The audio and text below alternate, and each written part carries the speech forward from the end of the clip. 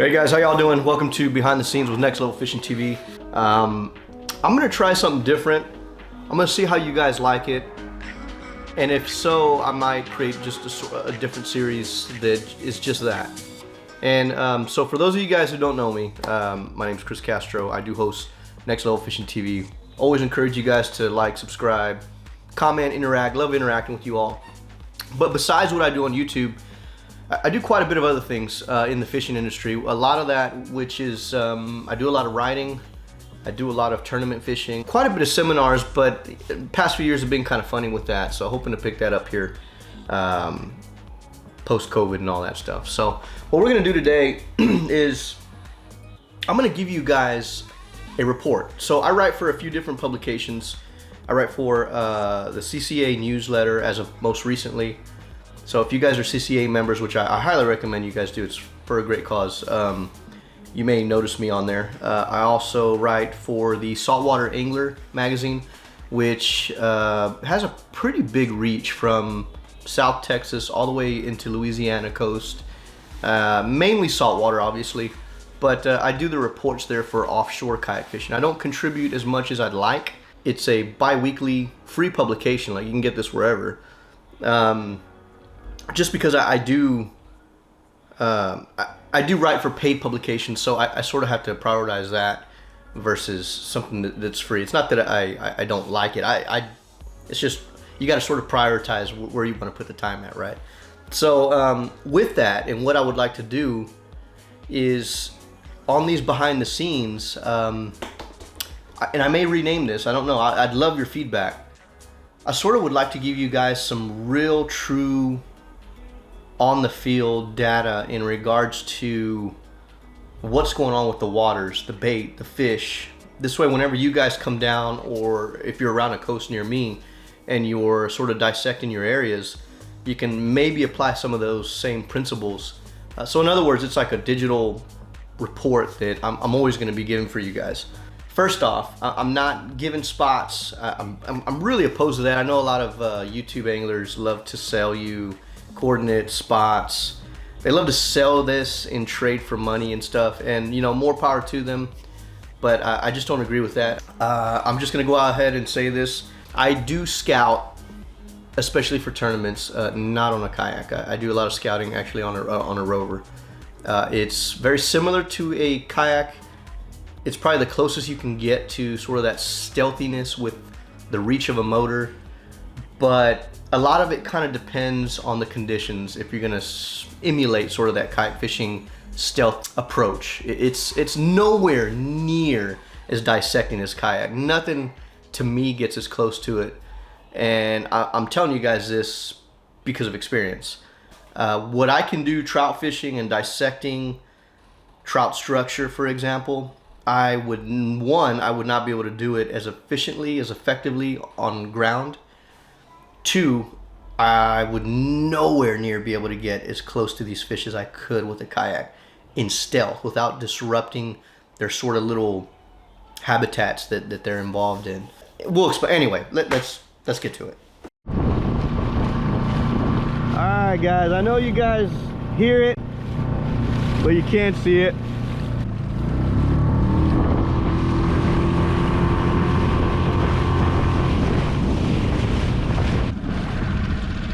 I wish you guys could see this view, but I know the GoPro just doesn't really allow it. Let's let the sun come up, and we'll talk about today and what we're going to be doing.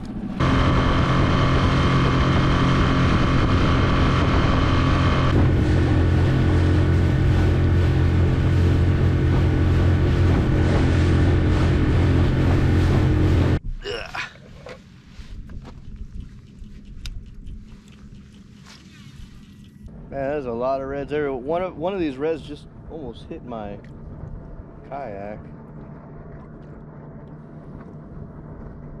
but like he didn't fully commit. Weird.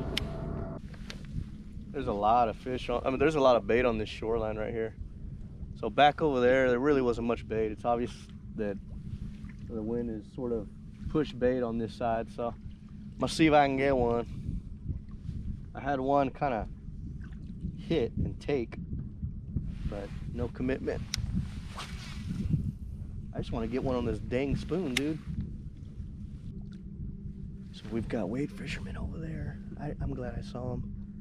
I don't want to get too close, but they've got off the boat and they're actually working this shoreline right here, which is interesting to say the least. At this point, I don't even know what I'm doing. We're just gonna kind of see what happens. I'm marking a lot of fish. I'm marking bonus fish. Some really big fish actually back here. But I really don't know what I'm doing. I don't know if you guys can see what I'm seeing, but like all right here, every now and then you're gonna see little lumps. You know, that's just contouring. I don't know if it's like grass or I don't know. I don't know if y'all can see that, but there's like some ripples. So there's definitely some moving fish. What's concerning about that is if there's mud like that, just slow gazing, cruising on top. And, you know, if we're not really seeing much, it's a pretty clear indication that really nothing at threat here for them other than small trout. But the trout I've pulled out so far, they're pretty insignificant. So this was a decent little drift just to kind of get a little feet wet, but definitely gonna probably make a move here a little bit.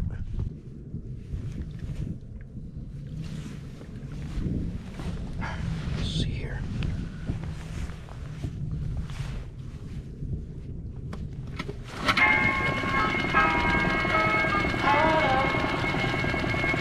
Let's roll. Let's roll. I'm so in love with you. You got me down again.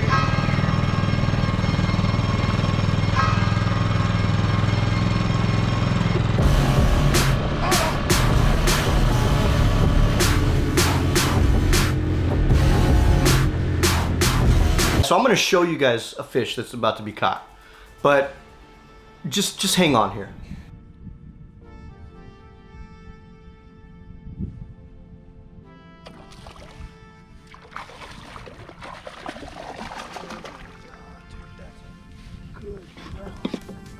So here's what counts, here's what matters, and here's the point of this series.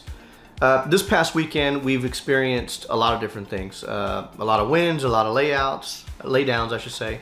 A lot of southeastern winds, right? So a lot of your western shorelines are just getting pounded and pounded and pounded and pounded.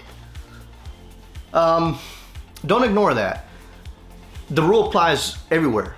Find the bait, find the fish. And what I noticed, actually what you need to notice from this last clip, notice how far away I was at the beginning, notice how close I got to the shore, and notice where production picked up. A lot of fish was caught here, to be honest with you. I just didn't want to fill your screens with a bunch of knick-knack species. I know it's fun, right? Everybody likes to see fish being caught, but I kind of want this to be your report coming into either in and around my general area, this southeast coast, or if you're in Houston, maybe the winds are kind of playing out the same way they are with me. The big thing about this is I mentioned that there was big mullet. I casted at some disturbance. It was some nervous water, but it was just mullet cruising. Nothing was at threat. Their jumps were not at threat jumps, right? So mullet make different jumps. Some of them are just jumping head out, and then there's a specific type of jump where that's not just a mullet jumping. That's a mullet that's getting chased by a threat. We didn't see any of that. Did not see anything that really turned my eyes on until we got super shallow. And what I noticed is that when I was bringing in my lure, I was gathering a bunch of bait behind it. Whether it was the spoon, whether it was a soft plastic, a bunch of bait. Had a lot of missed strikes from redfish. You know, it's tough to compete with live bait. And what happens is whenever you're bringing in your lure and you're bringing in bait behind it that's pecking at it, well, you got to also compete with that. So in this sort of situation, I think you guys need to understand that before the temperatures drop again. Otherwise, everything's just going to sort of get reset. Unless you're trout fishing, that's a different animal in itself. I really wasn't targeting specifically trout. I just want to know what the fish are doing. I want to know what the bait are doing, and I want to know what bait, what bait fish are chasing. And here was just a little bit of everything. This is crazy. So like, I saw huge trout. The one I didn't see is the one that hit.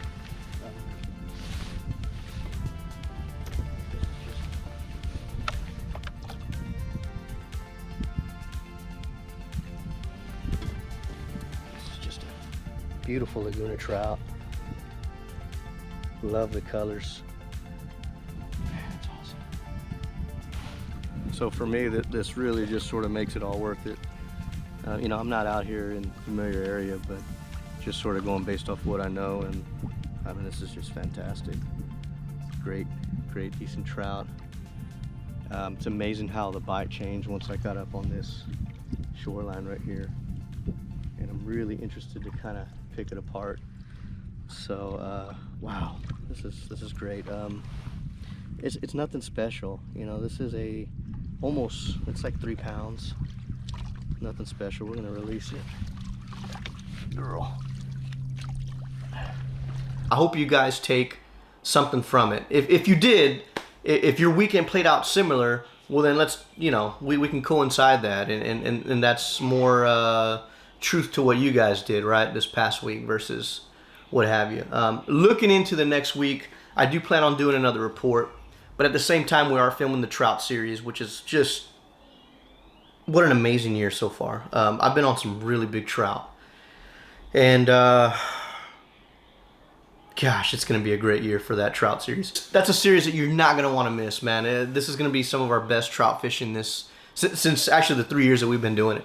I can already tell you right now that bigger and better trout are being caught, and the way that we're going to spell it out, and the journey, and just the struggle, the heartbreaks, it's just going to be a really good year for that. Most important thing is to have your notifications on. If your notifications on, then you're going to know when those videos release. If you found any value to this, if there's some things that you'd like for me to cover, if there's some ground maybe that you'd like for me to cover, hit us up, email us at nextlevelfishingtv@gmail.com.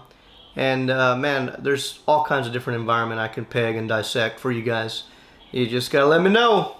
Hope you all enjoyed it. Tight lines.